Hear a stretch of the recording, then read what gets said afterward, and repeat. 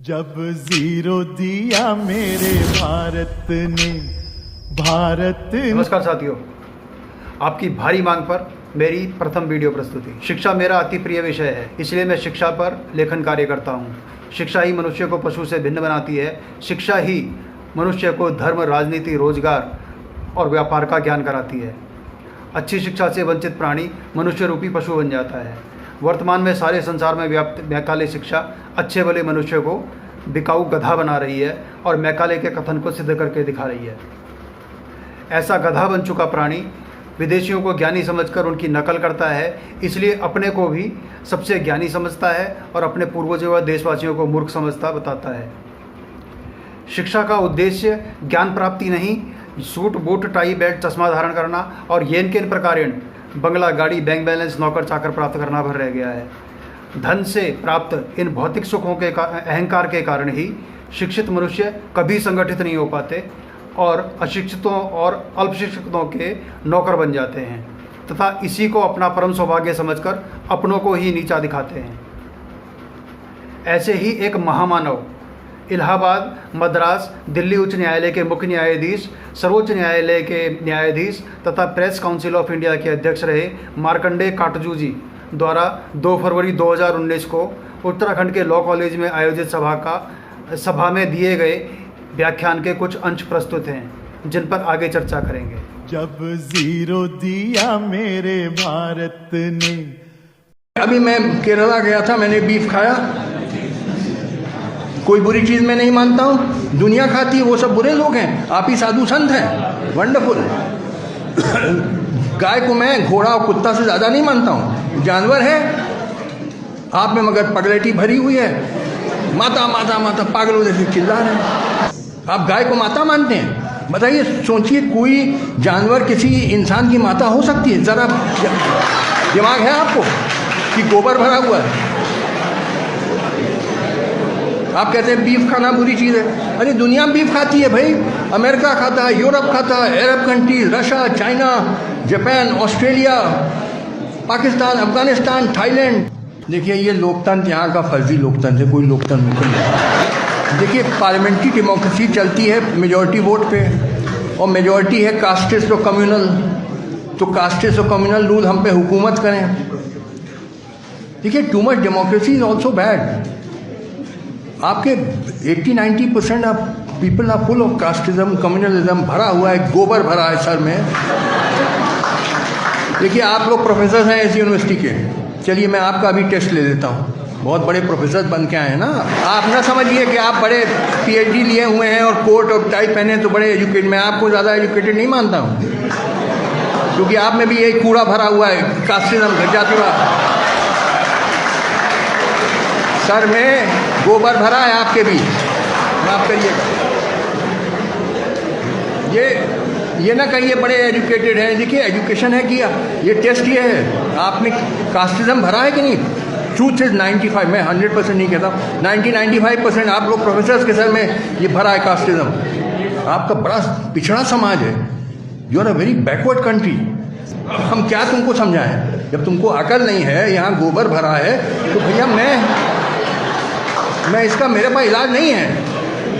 इस सभा में उत्तराखंड विश्वविद्यालय के कुलपति जितेंद्र जोशी, उप कुलपति डॉक्टर AK जोशी, कॉलेज के प्राचार्य डॉक्टर राजेश बहुगुणा, डॉक्टर अभिषेक जोशी, डॉक्टर मुकेश बोरा, डॉक्टर पूनम रावत, कुमार आशुतोष और कुल सचिव अजय सिंह जी, अन्य गणमान्य व्यक्ति, मीडियाकर्मी व छात्र उपस्थित थे। काटजू जी, आपके जैसे ज्ञानी विज्ञानी महामानव युगों युगों में जन्म लेते हैं। देश के 90% मूर्खों में से एक मैं, मूर्ख खलकामी, आपके ज्ञान से अभिभूत हूँ। इसलिए आपके जैसा महामानव बनने के लिए आपसे कुछ प्रश्न पूछना चाहता हूँ। आशा है निराश नहीं करेंगे व मेरे प्रश्नों के उत्तर प्रस्तुत करेंगे। संविधान एवं भारत का भविष्य जैसे विषय पर बोलते हुए गौमांस खाने वालों को ज्ञानी तथा शाकाहारियों को मूर्ख बताना निस्संदेह आपके बुद्धिमत्ता को दर्शाता है। इतने गंभीर विषय को इतना साधारण बनाकर आपने अपने ज्ञान विज्ञान का जो परिचय कराया, उसके लिए आपकी जितनी प्रशंसा की जाए वह कम है। आप गौमांस खाते हैं और यह बुरी चीज़ नहीं है, तो ब्रह्मा, विष्णु, महेश, श्री राम, श्री कृष्ण, महात्मा बुद्ध, भगवान महावीर, गुरु नानक देव जी सहित 10 गुरु मांस क्यों नहीं खाते थे? हजरत अब्राहम, हजरत मूसा, हजरत ईसा व हजरत पैगंबर मोहम्मद जी भी मांस क्यों नहीं खाते थे? स्वामी दयानंद सरस्वती, महात्मा गांधी, अंबेडकर व अब्दुल कलाम जी भी मांस क्यों नहीं खाते थे? मांस खाना वर्जित क्यों बताते थे? क्या वे अच्छे लोग नहीं थे? वे साधु संत नहीं थे? शाकाहारी महापुरुषों की भक्ति के लिए ढेर सारे धर्म बनाकर मांस खाने वाले ज्ञानी होते हैं। आप ऐसे मांसाहारियों की नकल करके मांस खाते हैं। आपके भेजे में गोबर नहीं है? क्या गौमांस खाने से भारत का संविधान और भविष्य उज्जवल हो जाएगा? आपने कहा गाय मनुष्य की माता नहीं हो सकती, तो युगों युगों से सारा संसार गाय का दूध माता के दूध जैसा उत्तम बताकर क्यों पीता है? अमृत समान दूध देने वाले पशु को मांसाहारियों से बचाना बुरी बात है। आइए गौमांस पर एक पाकिस्तानी वीडियो देख लेते हैं। अबू दाऊद और तिर्मिजी में दूध को दवा बताया गया है। आप सल्लल्लाहु अलैहि वसल्लम ने इरशाद फरमाया कि अल्लाह ताला ने हर बीमारी के लिए दवा नाजिल फरमाई है, बस गाय का दूध पिया करो क्योंकि ये हर किस्म के दरख्तों से चरती है। तिबरानी की एक हदीस, उसमें भी गाय के बारे में यही कहा गया कि गाय के दूध में शिफा है, इसका मक्खन दवा है, इसका गोश्त बीमारी है। अबू नैम मुस्तदरक अल हाकिम, इसमें ये हदीस कुछ इस तरह से है, तुम्हारे फायदे के लिए गाय का दूध है, ये और मक्खन मुफीद दवाई हैं, अलबत्ता इसके गोश्त में बीमारी है। अब ये देखिए, गोश्त तो हम खाते हैं लेकिन हदीस मुबारक की रूह से बीमारियां खा रहे हैं। इसके बाद हम जब बीमार हो जाते हैं फिर हम कहते हैं कि साहबा कराम तो बीमार नहीं हुआ करते थे, हम बीमार कैसे हो गए? तो साहबा कराम ने, मेरे ख्याल में कभी मैंने किसी हदीस में किसी वाक़े में नहीं पढ़ा कि उन्होंने गाय खाई हो। अब ये यहां पर मुसलमान इसलिए गलत हैं कि अगर वो इस्लामी फरीजा समझ के कर रहे हैं कि कोई इस्लामी ज़बीहा किया जाएगा और उस गाय को खाया जाएगा, इस्लाम से इस झगड़े का कोई ताल्लुक नहीं। ये उनका एक ट्रेडिशनल है, उनके जज्बात हैं, उनके इमोशंस हैं, वो इसे खाएं ना खाएं, इस्लाम से गाय खाए जाने का कोई ताल्लुक नहीं। अगर कोई इस्लामी जिहाद समझकर हिंदुओं के खिलाफ कोई एक्शन लेता है गाय काटने पर और जिद करता है कि मुझे हर सूरत में गाय काटनी है, तो वो ये समझ ले कि दो हदीस हमने पढ़ी, इनमें मना किया गया है गाय के गोश्त को, लिहाजा मुसलमानों के लिए भी गाय का गोश्त बेहतर नहीं है, मजबूरी में खाया जा सकता है, लेकिन उसके लिए कोई जिहाद नहीं किया जा सकता, उसके लिए कोई हंगामा खड़ा नहीं किया जा सकता, और उसकी खातिर ये जो वायलेंस पैदा किया जाता है इंडिया के अंदर, ये मुसलमान उस हवाले से गलती पर हैं। उसे माता कहने वालों के भेजे में गोबर होता है। आपके दादा दादी, परदादा परदादी गाय का दूध पीते थे या गौमांस खाते थे?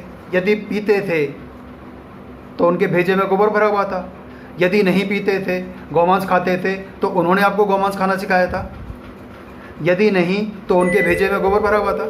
यदि गाय, घोड़ा, कुत्ता से बढ़कर नहीं होती तो आपसे विनती है, एक बार घोड़े, कुत्ते का दूध पीकर दिखा दें या उनका मांस खाकर दिखा दें। गाय आज तक कुत्ते की नकल करके मांस नहीं खाती, तो मांसाहारियों की नकल करके आपके जैसे न्यायशास्त्री मनुष्य मांस कैसे खा लेते हैं? आप गाय और घोड़े, कुत्ते से भी अधिक ज्ञानी हैं। आपके भेजे में गोबर नहीं है। घास खाने वाले निर्दोष जीवों को खाने वाले न्यायाधीश के भेजे में गोबर नहीं होता। जब निर्दोष मनुष्य को शेर खाता है तो नरभक्षी पागल बताकर उसे मार दिया जाता है, तो घास खाने वाले निर्दोष जीवों को जब मनुष्य मारकर खाता है तब उसे पागल कहकर क्यों नहीं मारा जाता? कुकर्मी मनुष्य को दंड ना देने वालों के भेजे में गोबर नहीं होता। क्या आप शेर से अधिक ज्ञानी हैं? आपको न्यायशास्त्र की परिभाषा पता है? आपको न्याय की परिभाषा पता है? क्या पशुओं के कोई अधिकार नहीं होते? क्या उनके अधिकारों के लड़ने वालों के भेजे में गोबर भरा होता है? क्या पशुओं और प्रकृति से अन्याय करके स्वयं को श्रेष्ठ समझने वालों के भेजे में गोबर नहीं होता? क्या कर्मफल को ना मानने वाले न्यायाधीश के भेजे में गोबर नहीं होता? आपने अपने कार्यकाल में अपराधियों को दंडित करके उनके कर्मों का फल दिया था या सभी को निर्दोष घोषित करके छोड़ दिया था? यदि कर्मों का फल दिया था तो आपके भेजे में गोबर भरा हुआ था, क्योंकि आप तो कर्मफल को मानते नहीं हैं। यदि नहीं दिया था तो न्यायाधीश बनकर धोखा किसे दे रहे थे? लोगों को धोखा देना अच्छी बात है? युगों युगों से भालू, चीता, बाघ, लोमड़ी घास नहीं खाते और गाय, भैंस, हाथी, घोड़ा, भेड़, बकरी, गधा, सूअर मांस नहीं खाते। इन्हें तो कोई शिक्षा भी नहीं देता। क्या आप इन पशुओं से अधिक ज्ञानी हैं? यदि गौमांस खाना अच्छी बात है तो आप फल, फूल, सब्जी इत्यादि खाना छोड़ चुके हैं। क्या समाजशास्त्र, अर्थशास्त्र, राजनीति शास्त्र, भौतिकी शास्त्र, रसायन शास्त्र, जीव शास्त्र एवं न्याय शास्त्रों में मांस खाना सिखाया गया है? यदि हाँ, तो 100% मनुष्य मांस क्यों नहीं खाते? यदि नहीं, तो शास्त्रों को पढ़कर उनके विरुद्ध आचरण करने वालों के भेजे में गोबर नहीं होता? आपके अनुसार भारत में 90-95% लोग मूर्ख हैं और आप महाज्ञानी हैं, तो आप देश का सर्वोच्च पद प्राप्त क्यों नहीं कर सके? आपके भेजे में भी गोबर भरा हुआ था, अभी भी भरा हुआ है। भारत में जाति धर्म की राजनीति करने वालों का बहुमत है। संसार में 80% नकली आस्तिक और नास्तिक मांसाहारियों का। क्या मांसाहारियों के बहुमत की नकल करने वालों के भेजे में गोबर नहीं होता? अमेरिका, यूरोप, अरब देश, रशिया, चीन, Japan, Australia, Pakistan, Afghanistan, Thailand जैसे मांसाहारियों की नकल करके गौमांस खाने वालों के भेजे में गोबर नहीं होता? अपनी पत्नी और संबंधियों की भावनाओं को ठेस पहुंचाकर, उनसे झूठ बोलकर गौमांस खाने वालों के भेजे में गोबर नहीं होता? नारी का सम्मान इसे ही कहते हैं। आपके भेजे में गोबर नहीं है? यदि विदेशियों की नकल ज्ञानी बनाती है तो आप उन्हीं की तरह जीवित या मारे हुए सांप, बिच्छू, कुत्ता, बिल्ली, मेंढक, चूहे और चमगादड़ भी खाते हैं। एक बारी खाकर हमें भी दिखा दें।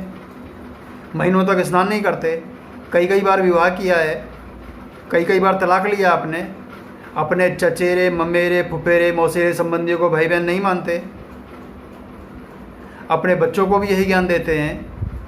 उच्च शिक्षा और पद प्राप्त करके अपने पूर्वजों व माता पिता को मूर्ख और पड़ोसियों या विदेशियों को ज्ञानी समझने वालों के भेजे में गोबर नहीं होता?